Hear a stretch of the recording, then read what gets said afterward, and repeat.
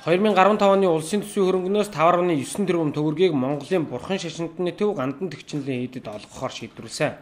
Үүнээс үүдээд хүмүүсийн дунд хийдэд ингэж төсвөлөх нь зөв буруу гэсэн талцал бий болоод байгаа юм. Бид бүхэн гандан тэгчнэлийн хийдийн их шанзадва ариун жаргалаас энэ мөнгийг чухам юунд зарцуулах талаар тодрууллаа. Тэгэхээр засаг төр маань ч гэсэн өөрсдөө бодсон юм шиг байна лээ. Энэ төр бол одоо яг хэлмэгдүүлсэн төр бол биш л дээ, буруутай биш. Гэхдээ ийм хэдэн төгрөг тавиад нэг юм бариад игээ гэж зорж байгаа нь бол бид бол одоо бас баяртай байгаа сүсгтэн хүний хувьд. Гэхдээ энэ мөнгө бол гандан гидийн дансаар орж ирээд зарцуулагддаг мөнгө огт биш. Улсын төсвөр, улсынх нь өөрийнх нь төсөв ерөнхийлөн захирах газрууд нь өөрсдөө төсөв хийгээд, өөрсдөө компани зарлаад, өөрсдөө үйл ажиллагаа явуулж байгаа. Гандан гидийн одоо хамбач бай, тэргүүлэгч бай ямар ч ламнаар энэ дээр нэг төгрөгийн эрх мэдлгүй тэрийг юу болж яваа яаж байгаач мэдэхгүй байна. Тэгэхээр энэ 5 тэрбум гаруй төгрөгийг одоо чухам яг юунд одоо зарцуулахаар одоо. За энэ бол яах вэ гэхээр гол зарцуулж байгаа зарцуултынх нь барилга байш нь юу гэхээр төр засаг тэгээд яах вэ гэхээр бурхныхаа шашинд нэг юм хийтэй гэсний нэрийн дор гэхдээ бол яах вэ гэхээр гол нь мөзий эднэртэй их ач холбогдол өгч байгаа юм билээ. Бурхны шашны төв гандан тэгчлэн хийд дээр бол одоо амь настайгаа дүүж өдий хүртэл нууж хааж хадгалж авчирсан зүйл байдаг.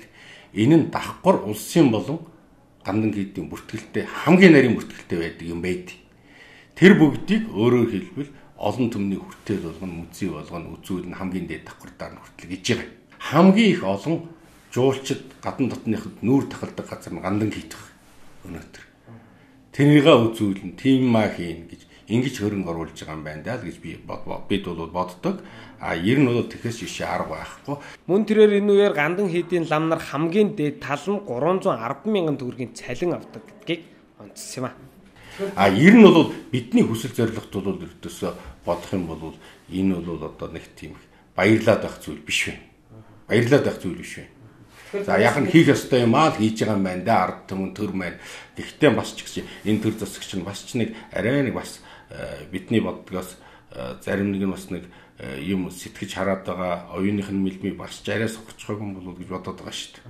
Тэгэхээр танаас нэг зүйл асуулт. Ер нь нууц зөвшөөрөл гандан тэгшлийн хэдийн одоо сарын ч юм уу өдрийн орлого нь ер нь хэр байдаг. Энд гадуур ирээд байгаа шиг өдрийн орлого 100 сая үнэхээр байдаг. Оо ямар сайхан юм бэ тэр чинь. Өдөрт 10 сая яагаад ч олж ирсэн үе байхгүй. Нэг 2-3 сая төгрөг орох уугүй, 3-4 сая төгрөг орох уугүй. Ялангуяа бол их хуралтай үеднэрээ бол нэг зөөхөө юм нэмэгдэж орж магадгүй. Бусд үед бол тэгээд бол байхгүй шүү дээ. Одоо ингээл одоо та нар яваад очиод баг хүн байхгүй ингээд.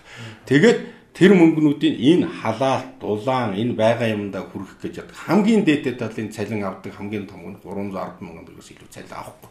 Энийг зарлах ёстой. Бид нар ингэж нэрлэхэд нууж явах хэрэг байхгүй. Ламгай нар руу ингэж хялаад хардаг чинь бол их эцэг рүүгээ жаахан муухай харж байгааг шинжтэй л гэж боддөө шүү дээ. Их орондуугаа муухай хялааж байгаа юм даа гэж боддог шүү дээ.